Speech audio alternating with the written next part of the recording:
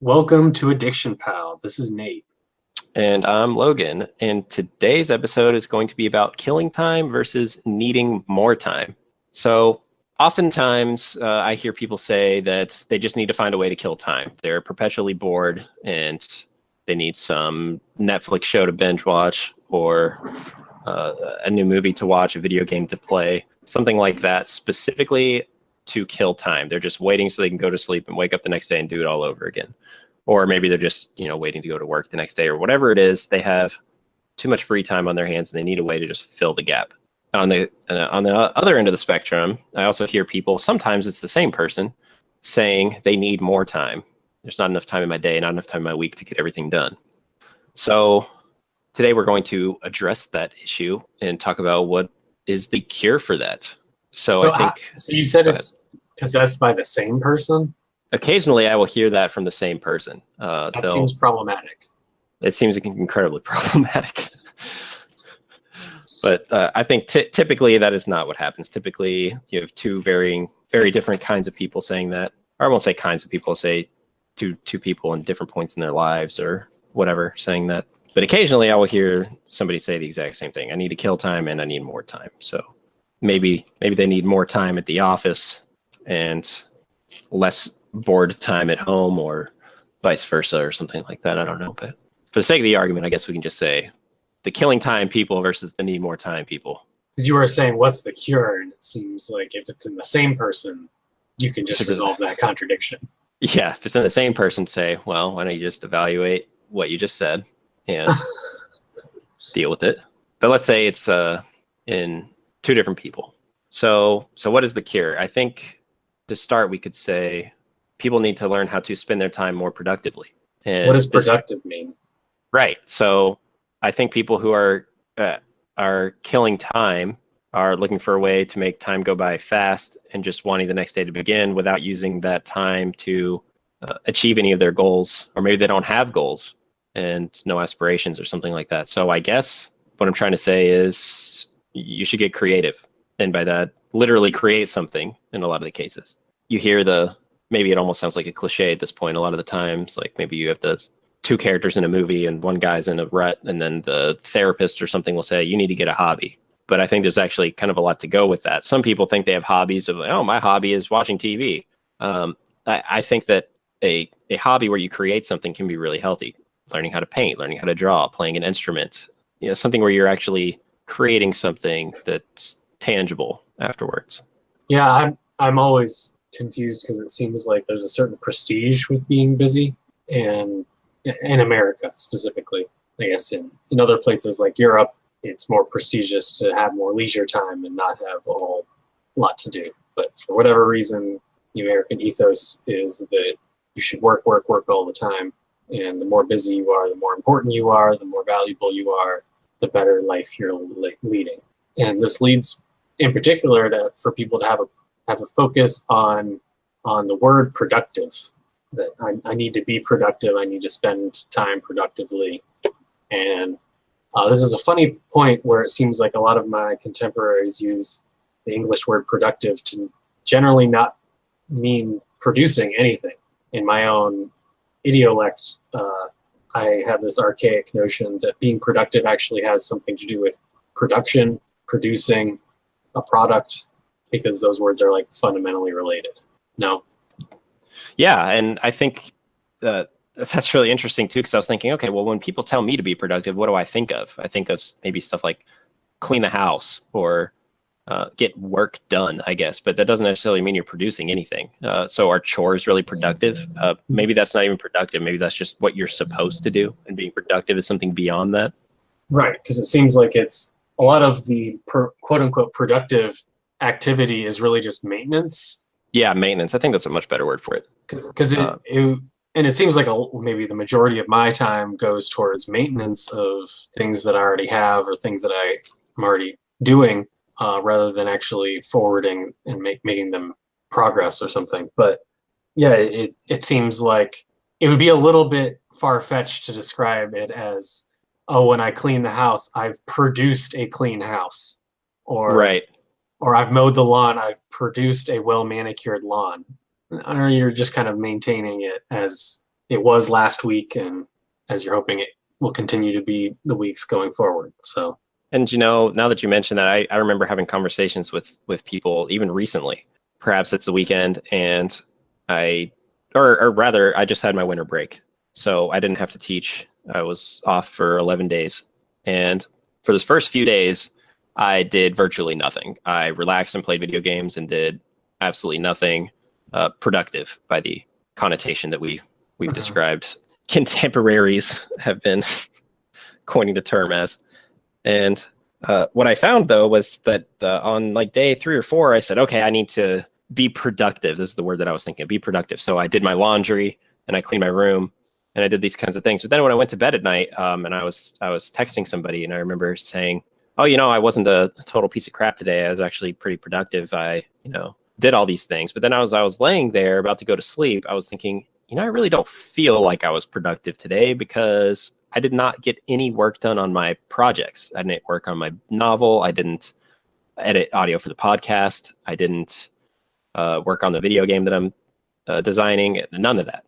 So now that we're talking about producing as productive, I think that that's a really good point. What's the difference between being or maintaining something and being productive? I really like that idea. Yeah, and I think the old-fashioned notion when people were more involved in actually making things, it was maybe more literal, like producing a chair, producing a car, something like that is productive. People, would build a shed or something.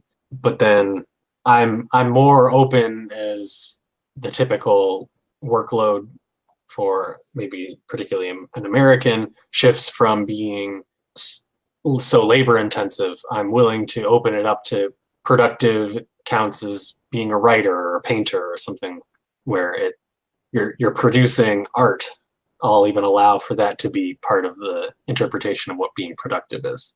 Yeah, I agree. As long as there's something, earlier I said music and I said something tangible. I guess technically music isn't tangible, but I guess tangible through the auditory sense, I guess, does that fly? I don't know. I'm okay with that. Yeah. So, but as more people become, I don't know, software developers or something, I'm willing to include other kinds of intellectual property as product of more mental labor than physical labor. Yeah, that makes sense. I'm down with that too. But I think that spending time organizing or that kind of thing, I feel is more maintenance than it is creation. Yeah. Like, hey, it's my winter break. I'm going to organize my junk drawer. Well, okay, I guess you've produced a slightly less junky junk drawer, but I don't really think of that as being very productive. Yeah, I think that's, like you said earlier, that sounds to me more like catching up on maintenance. Right. Those things you were supposed to do that you've, left untended to for a while, and you're just correcting basically what was a mistake of, letting it get out of hand in the first place. So let's bring up a scenario real quick, and let's say for the time being, we are one of these people that really feels like I just need to kill time. I have nothing to do, and I need 3 hours to go by so I can go to bed. I feel like I've been in this situation before where it's 7 p.m. and I'm really tired. I'm like, well, I can't go to bed yet because if I do, I'll wake up at 3 a.m. and then my sleep schedule will be off and all sorts of stuff. So I need to find something to do for the next 3 hours. What do I do? And here we are. So what are some productive things that we can do during this time? Now, I already mentioned the whole hobby thing. And you said creating art. I agree. I think that flies. You're learning a new skill. And I think that, or improving a skill you already have, we'll say. And I think that is important. I think a lot of the time when we're killing time, we're not really improving ourselves in any way. And we're just soaking in our surroundings. Can I ask the time killer what they think the purpose of life is? Yeah, I think that's a good question that should be asked. Although I will say that I would argue that maybe a lot of the times people are in this mood of wanting to kill time. Maybe they're depressed. So that might be maybe the best time or the worst time to ask them that, because maybe their answer would be something like, there is no purpose to life, and get really upset or something. I don't know. But I think I see where you're going with this, whereas you need to be able to apply it to something in reality. It just seems like life is short enough without us purposefully killing time and shortening it for ourselves. Yeah. Yeah, I think any time that you're killing should serve some purpose, and in which case I don't think it's really killing time anymore. For I, example, I've tried to personally I've been trying to make an effort to, if I ever play video games, I try and multitask that with spending time with my friends, which I know that does not sound productive or like maintenance or anything as such, but it does give me a sense of purpose. The people I care about are important to me, right? well, I think social contact's important. Yeah. So I think that if I felt like I have nothing productive to do in the new definition or the old definition that we've come up with of producing something, or if I've done my production for the day and I want to relax, I think that being social is a good way to spend that time. Just seems like, first of all, the phrase killing time is just so violent. True. And I guess I've just never been so angry at time. Like even if I am excited about something new that I have to like wait for, like maybe I can't wait till I go to India. Right. And it's I'm so excited, I'm so looking forward to that it's distracting while I try to do anything else. I still don't think like I want to just throw away the next couple days. It's more like I don't really care about those next couple days, but I'm going to live them and either do what I need to do or do what I want to do or whatever in that time period. Yeah, I'm thinking about right before I moved to Japan and having that similar feeling, like almost anxiety, and like I just want to get it over with and get on the plane and like make that move. Mostly excitement, I would say. And in those couple days to come, though, what I was thinking was, how can I most efficiently spend time with my friends, eat the food that I want to eat that I know I'm not going to be able to have when I'm in Japan, stuff like that. So although I was so ready to just get on the plane and go and counting down the seconds, I still wanted to get everything that I could out of it. Right. Which isn't to say, by the way, that might make me sound like I'm preaching about I'm always spending my time as efficiently as possible. The reason why I brought up this topic to begin with was because I know, especially in the past, I have not done a good job with that. So But I think it's because you and I have experienced time where we wish we had more or we realize we didn't make the best use of it, that at least for me makes the idea of wanting to kill time even more absurd. yeah, we've been there, done that. Know the feeling of doing that, and know how harmful it is, I guess you could say. Yeah, because the closest I can think of like me killing time recently was I asked my grandma, because I was staying with my grandparents some over this break, if she had a puzzle that we could work on, and so I worked on a puzzle with her. But there's still like a social aspect of that. There's still some sort of, I don't know, engagement of my mind and trying to piece the puzzle back together. Puzzles in general are kind of an absurd time killer, I guess, from a certain perspective, because we took something that is perfectly fine, like an interesting picture painting on cardboard or something, and then we cut it up and mix it all up and create work for ourselves. So I'm not sure if that's totally justified as like a real activity, a real hobby, is putting puzzles back together. I might as well just break all of the stuff that I own and have my hobby be putting it back together. Yeah, puzzles are incredibly inefficient when you think about the whole process of what a puzzle is about. Creating a picture and then destroying it just so you can put it back together. But I do agree that there are some skills involved with it. You know, you're engaging your brain in a different way of trying to line the pieces up and stuff like that. But will it ever really help me in the real world? Am I gonna ever stumble across a jigsawed crucial document? If you ever get on the Survivor game show, you might have to solve a puzzle to win $1 million. Okay, is it a 4-piece puzzle or is it a 1,000-piece puzzle? Because I'm guessing it's closer to 4. Could you imagine if Survivor had a 1,000-piece jigsaw puzzle? You have to open the box and everything. Opening the box half the time is the damn puzzle. Right. I tried to open a box in a jigsaw puzzle recently. I didn't realize it was glued together on the inside. Right. It took me 10 minutes just to open the damn thing. Actually, I didn't even open it. I had someone else open it. So... But yeah, that is a very bizarre hobby. But like you said, you spent that time making the puzzle with your grandmother. I was making the puzzle that I was making with my family and friends. So I think, doing something like that in a social way, I think is good. I think socializing is good. So do you think that puzzles are for organized people Ooh, that's very interesting. because it's an organizing task, but it's a Yeah, the pretty whole contrived organizing task. right. So I'm thinking about the steps I took to do my puzzle, and one of the first things I did was I organized the pieces into different color sections, and I also organized the pieces according to were they corner pieces or edge pieces or middle pieces. Do all the edges first, get all the edge pieces out of the pile, and then put all the different colors in different piles to try and figure out where they are in the thing. So yeah, I would say it's definitely a very organization-based task. Because you can organize by shape, you can organize by color. Yeah.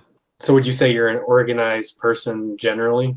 No, I would say generally I'm not. I actually have to really go out of my way to organize. In fact, so much so that I have to appoint, well, I didn't have to, but I did.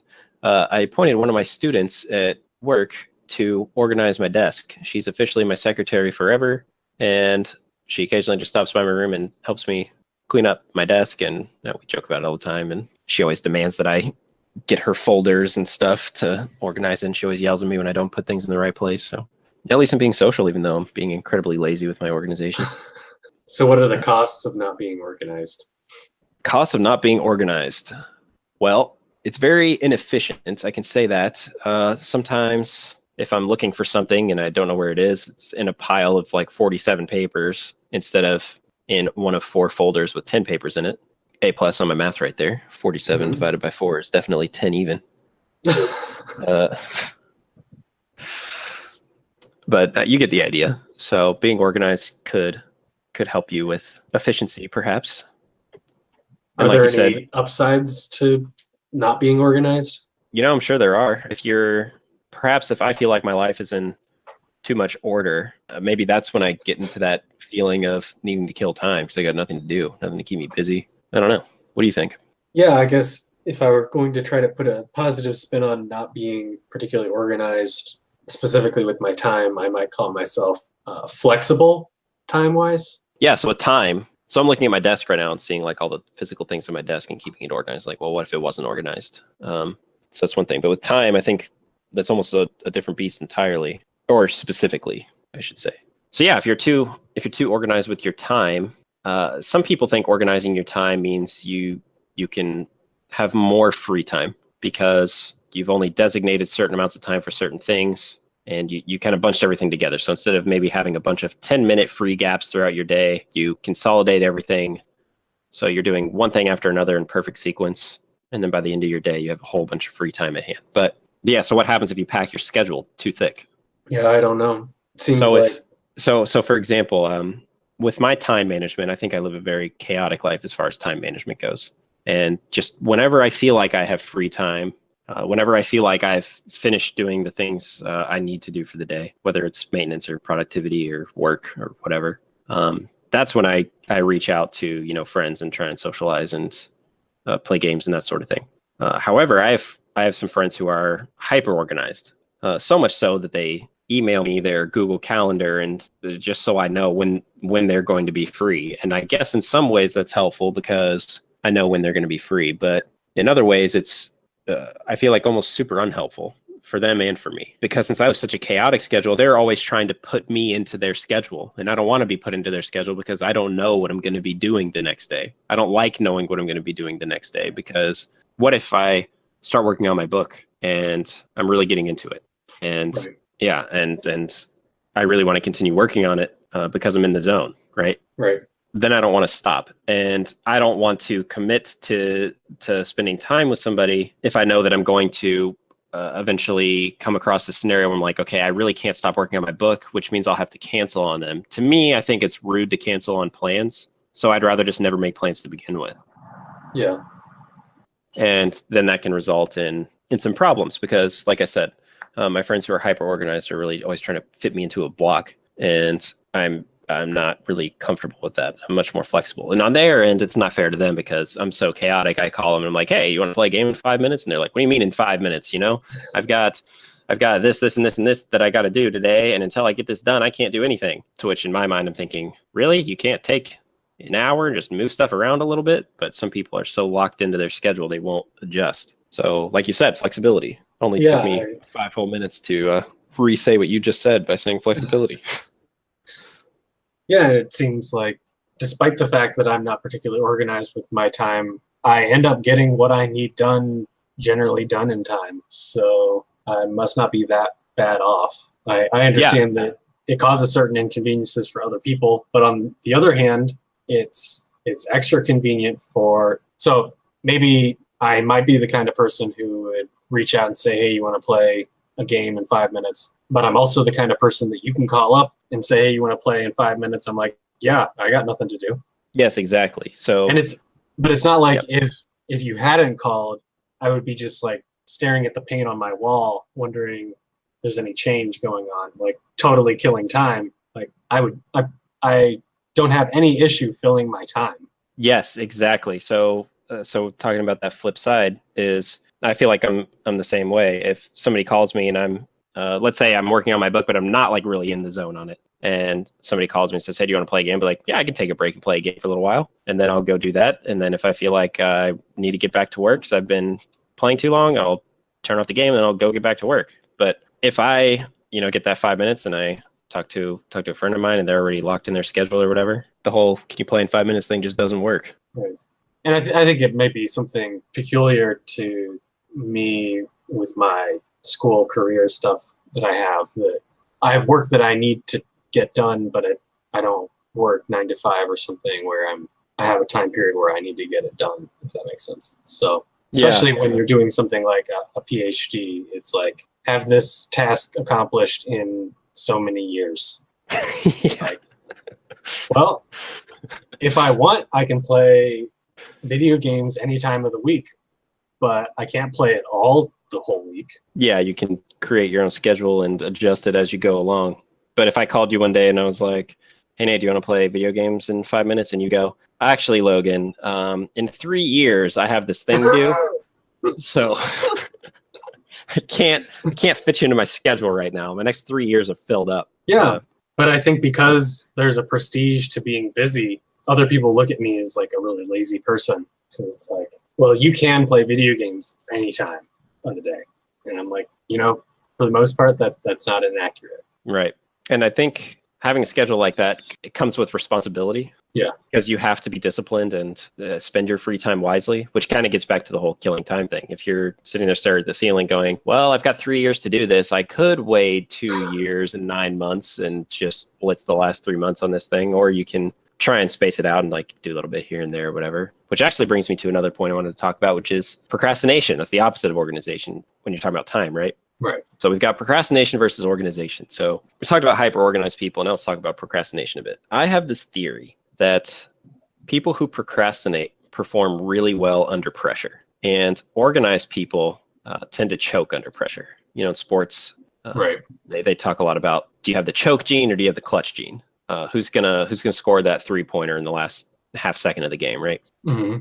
And I think the procrastinator would be much more likely to score that than somebody who's super organized. And here's my theory of why. Procrastinators are used to being under pressure because they always wait till the last minute to do something. And until that pressure builds up so great that they know they have absolutely no choice left but to do it or fail, that's when they do it. Now, somebody who's super organized, they never let themselves get to that point of pressure because they go, "Okay, I've got 3 days to do this. It's going to take me 3 hours. I'm going to do an hour and a half for the first 2 days. And then the third day, I'll have a whole day to think about it and review it and be prepared. And that'll be that." And a procrastinator will go, "I got 3 days to do this. I'll think about doing it the first day and maybe the second day. And then, an hour before I go, I'm going to do all these 3 hours of work in 1 hour and we'll see how it goes."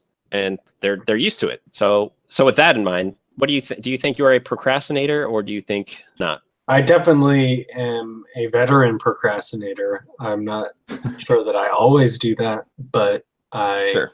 I think that as far as performing under time pressure, performing in the clutch, I think that in general there has to be a certain amount of groundwork that you've already done to really thrive. So I don't know if I associate people, maybe specifically athletes, who are good in the clutch as also not having a good work ethic.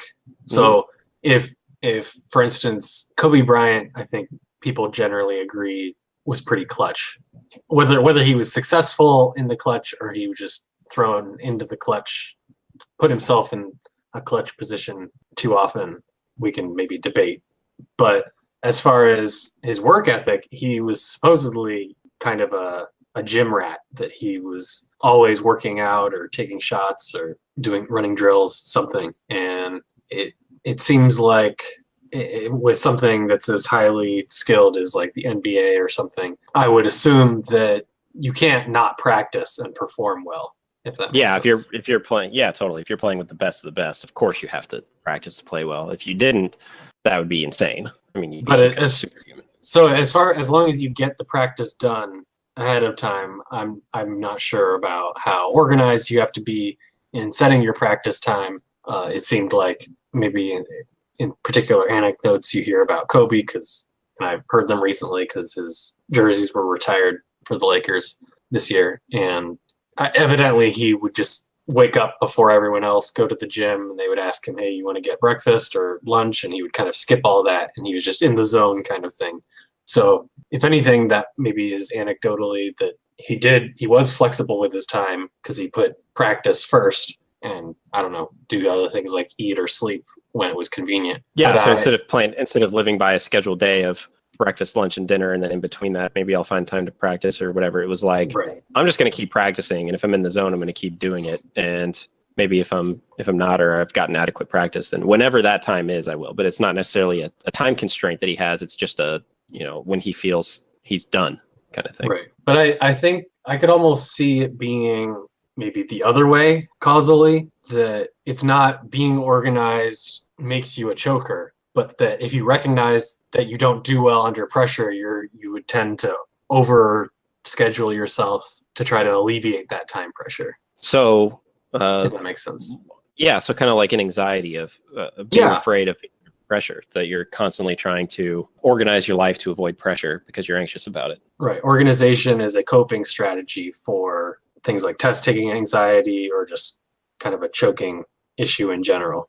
I think that makes much more sense than my previous theory, flipping the causation around, right? Yeah, because in my experience, it's almost like people who are really anxious about an upcoming test or something, that they say, well, I have to study so many hours beforehand with this schedule. And maybe I've never been in a situation where I was too worried about a test. Maybe there are situations that I should have been, but I never was particularly worried about it. So I didn't feel the need to overly study for whatever that was coming up. Right. Because I never experienced maybe performance issues on a timed exam or whatever. So you feel like that you're pretty clutch. That is probably the most positive way to put it. I think other people would describe it as I'm lazy because I can get away with it. But sure. I will vote to be optimistic and say that you're just super clutch. And I will say that for a pretty selfish reason, because I feel similarly in a lot of respects. And I like to consider myself super clutch, even though I'm a huge procrastinator. I also wanted to mention one more thing about procrastination too, which is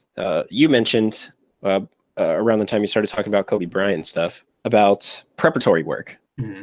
So I feel like one thing the procrastinators do that people don't really understand is that this whole time they're not actually doing the work. They're thinking about it. Right. And they're mapping it out in their head. And maybe it's just 5 minutes here and there, and they don't even realize they're doing it a lot of the time. But let's say I've got a paper to write, and this paper's due on Friday, and it's Monday. It gets assigned on Monday. Well, Monday, as soon as it's assigned, I'm thinking of ideas. Like, what am I going to write this essay on? Maybe I'll write it on this. Maybe I'll research this sometime. And then, maybe I Google something that I can use as inspiration or research or whatever the assignment's for. And I won't do anything with it. I'll just kind of glance at it and be like, oh, okay. Then I'll go to bed, wake up the next day. And Tuesday, Wednesday, Thursday, similar things kind of happen. Like maybe I'll look something up for it. Maybe I won't. But every now and then it'll pop up in my head because I'll be reminded, oh, I've got this thing due Friday. And then as soon as I think about that, the gears start turning and I start mapping it out. And then all of a sudden, when Thursday night, 11:59 rolls around and I know that I'm about to pull an all-nighter to write this paper, I find I already have so many ideas in the back of my head. And I can crank this out so fast because I've basically outlined the entire thing in my head over the entire week. And I get it all knocked out in an hour and, go through, do my copy editing and all that stuff.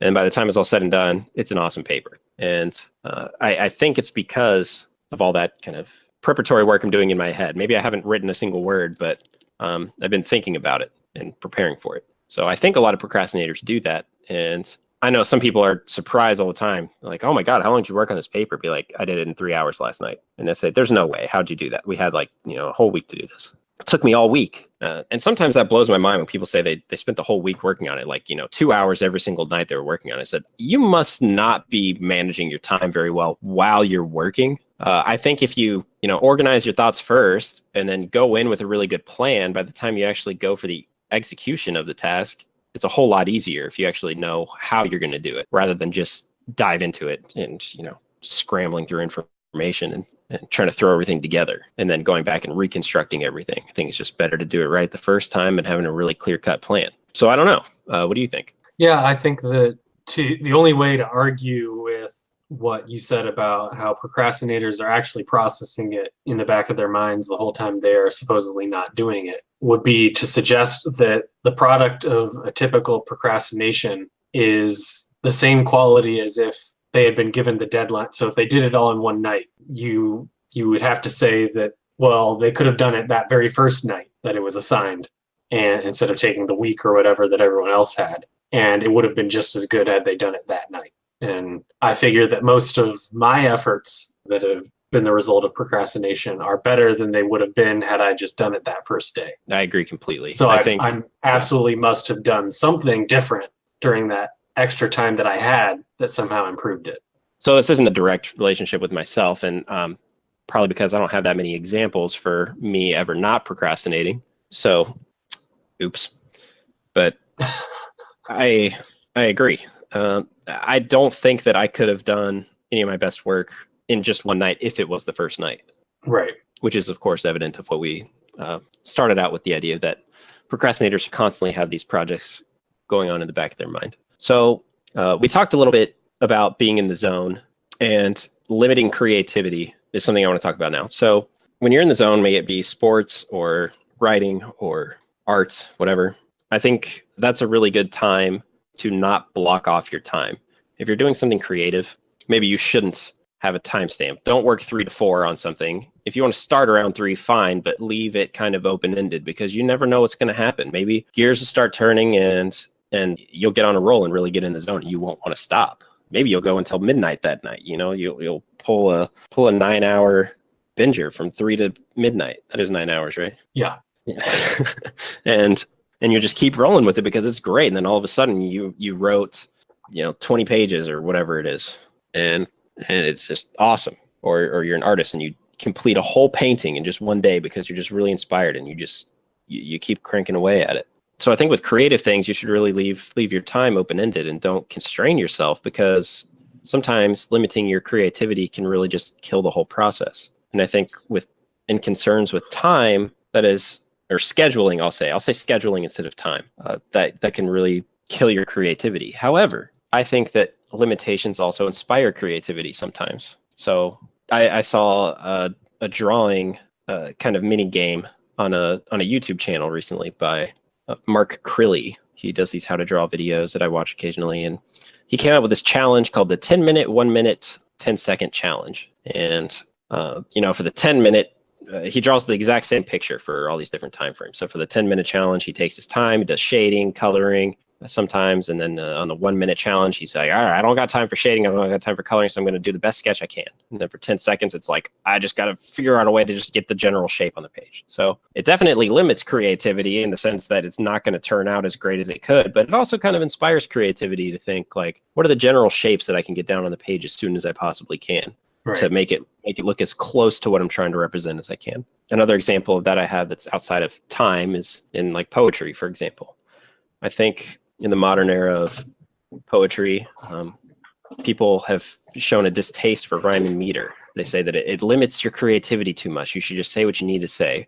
And I think sometimes that's true, but I also think sometimes kind of putting that box around you to create that form, like if you write a sonnet, a traditional sonnet, iambic pentameter, 14 lines, A-B rhyme scheme with a couplet at the end, that construction, or rather that form, building that box around you forces you to be creative because you have to work within certain boundaries. So you have to come up with clever ways to fit everything you're trying to say into this frame. So I think in some scenarios, boxes can inspire creativity, but I think in others, it can really, really kill it. So I think that's something to be really, really careful of when you're scheduling yourself. If you're trying to do something creative, I think you should try and leave your time open-ended, because boxing yourself in too much in that case, I don't think is healthy. What do you think? Yeah, I think that you get interesting ideas, creative ideas that you probably never would have encountered before that it seems like you have to find a nice middle ground somewhere where you have,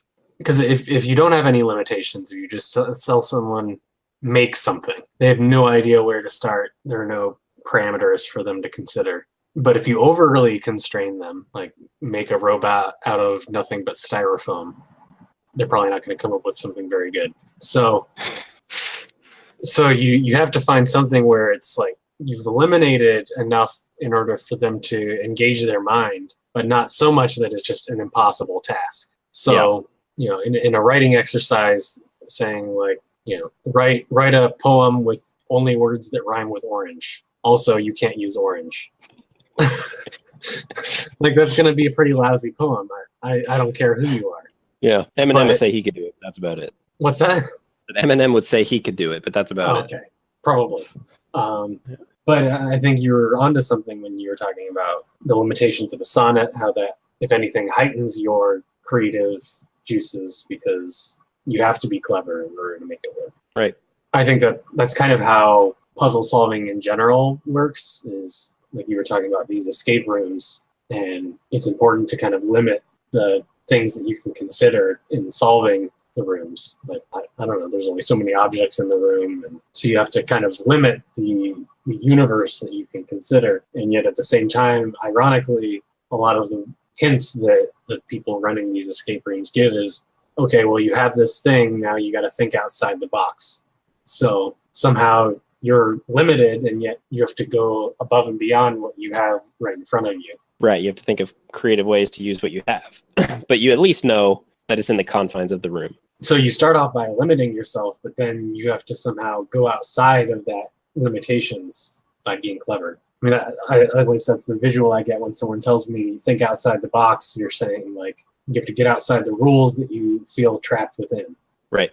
So in regards to killing time versus needing more time, and procrastination versus organization, creativity, the limitations of which can inspire, or the limitations inspiring creativity or sometimes killing creativity. All things said and done, there's one quote that I would like to kind of tie things up with. I don't know where this quote originally came from, but I know I originally heard it from my father. He said, "If you need something done, give the task to a busy person." And that basically means if you have a whole lot of free time on your hands and somebody asks you to do something for them, what you're going to think is, I got all the time in the world. I can get to it whenever I need to get to it. But if you're a really busy person, you're going to think, oh, crap, I got one more thing I got to do. I need to get this done out of the way right now so I can get on doing everything that I need to do. So you can always trust a busy person to get things done. So going back to killing time and needing more time, if you ever find yourself killing time, try and find a way to produce something.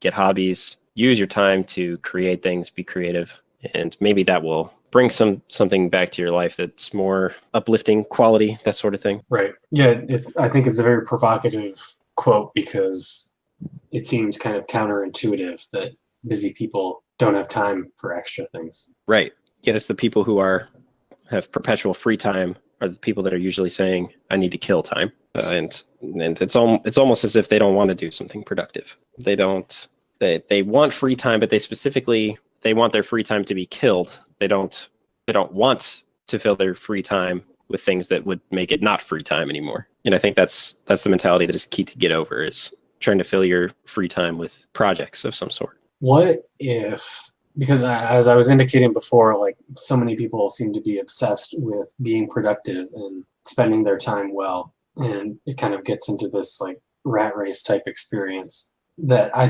think a lot of people pretend to be busy when they aren't. They're just kind of puffing up their own self-importance or something. Yeah. I almost want to use that quote as a test of whether someone is a legitimately active, busy, engaged person versus someone who's just obsessed with being productive. And so they fill their time. I don't know if they kill their time, but they at least fill it with pseudo productive activities, maybe among them organizing junk drawers, because it seems like genuinely busy people would actually accomplish what you ask them. But these kind of posing as busy people would not get around to it. It Yeah, just seems like a nice way to cut through that facade. Yeah, so use the quote as a test, because I agree. I think there are a lot of people out there that are kind of posing as busy people when really they're not. I think they just want to come across as being busy and they're really not. Or maybe they actually think they're busy and they're not. It just seems like someone, I don't know, like a doctor or someone who is legitimately busy, if you gave them a task, they would find a way to get it done. Right. And I think in general, we want to be thought of as people who can get things done. Yeah, I think most people would like to be considered dependable. But not everyone is. But not everyone is. And I think that's something that can be cured. I think everybody has the potential to be dependable as long as they budget their time properly and try and be productive according to the definition we've laid out. And yeah, use their time wisely. Don't just fill your time with killing time. I agree. And if you feel like you're somebody who needs more time, maybe it is an issue of scheduling, or maybe it's an issue of prioritizing. Maybe you need to prioritize certain things above other things and give yourself more time to do one task and less time for another if one's more important than the other, and decide what's really important. And like you and I said, maybe you're organizing your time too much. Maybe you're scheduling things too hard. Maybe if you were more flexible, you would feel more efficient in the long run. So for example, if you have, you give yourself a block of an hour to do something creative, and your first 20 minutes, you're kind of getting in the groove of things and it's not really clicking. Maybe in 20 minutes, you only write 100 words, say you're writing. And typically you can write, 500 words in 20 minutes, which is pretty exceptional. Right. And let's say after 20 minutes, though, all of a sudden you really hit your stride. In those next 40 minutes, you're in the zone, but then you cut yourself off. And what if that's just kind of a pattern for you? Maybe those first 20 minutes, every time you sit down to do this, you're not really getting fired up yet. And it's always around that 21st minute where you're really starting to crank the words out, or, getting your paint strokes down, or whatever it is. Well, wouldn't it be more efficient to just maintain that in the zone, or feeling on fire, or in the groove, or whatever? Wouldn't it be more efficient to just utilize that time for as long as possible? And then maybe you just take the next day off completely, and then you use that time for something else. So I think there's people who feel like they need more time. Perhaps it is a scheduling issue of being too scheduled. Maybe being more flexible is better. Yeah, I think that especially when you don't have time to complete a task in one sitting, budgeting the time seems kind of difficult, because obviously there's issues with attention span and focus and all that you were saying. So if it's always going to take you 20 minutes to kind of get back in the zone to write, then it's probably better to, spend all of your free time one day a week writing, and that's just your designated writing day, and it will take the designated 20 minutes to get into it, rather than spending 20 minutes every day for the whole week, because you're going to have that focus issue. You can kind of understand that there's a certain level of extreme that you could take this to, that if you broke every task into a 1 second segment and you sporadically threw it through your schedule and throughout the day, then you would get no work done. Right. And if you do the math on that, say you're doing that 5 days a week, of those first 20 minutes being worthless, you just wasted a whole hour out of your week. Right. Hour and 40 minutes, whatever. Sorry. So with all that in mind, I think this is a good place to wrap things up. Yes. I'll leave off with the quote once again of, if you need something done, give the task to a busy person. And consider that. If you have any comments or suggestions about the channel, you can leave a comment below. And otherwise, Nate and I will be back real soon with another video. See ya.